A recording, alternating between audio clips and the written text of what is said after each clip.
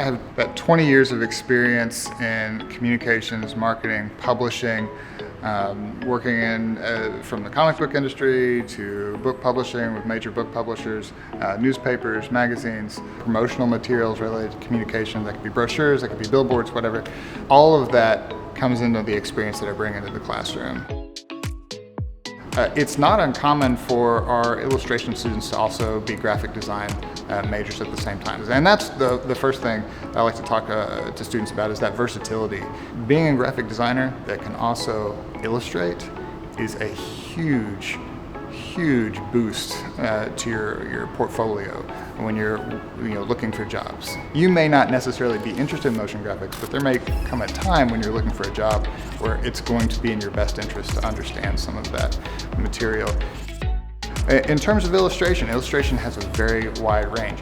I like to say that illustration is just fine art, where we're working for a client that needs something and we help visualize that project. Concept art is probably the largest growing illustration career path. Film, television, gaming, all of those things need concept art. Book illustration, publishing children's books, editorial illustration, there's still job opportunities there. Comic books, we have a lot of students that are interested in sequential media. That's where part of my background is. We also have equipment that again helps us translate that traditional media into these digital platforms. We've got a Mac lab, we've got a PC lab, we've got Cintiqs that students can use so that they can practice those digital painting, digital drawing skills, and really get a sense of what those tools are like without having to invest this huge amount of money that some of that equipment costs. We've also got some really good studio spaces for, again, those people that want to use that traditional media. Not everybody likes digital media, I get it. You're going to have to adapt to what is going on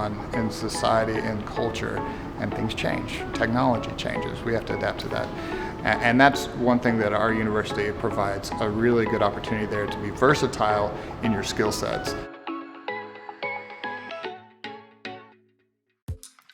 One of the things that I really try to incorporate into the classes, in addition to the illustration, just the digital, the technical skills, are those soft skills, like the communication skills. And as an artist, a lot of times you think like, oh, I'm going to be working at this table, I'm just going to be drawing and this is going to be great, nobody's going to talk to me. But you do, you have to communicate with the clients, understand what their needs are, what the project needs are, and being able to talk to clients via email and communicating clearly and with clarity.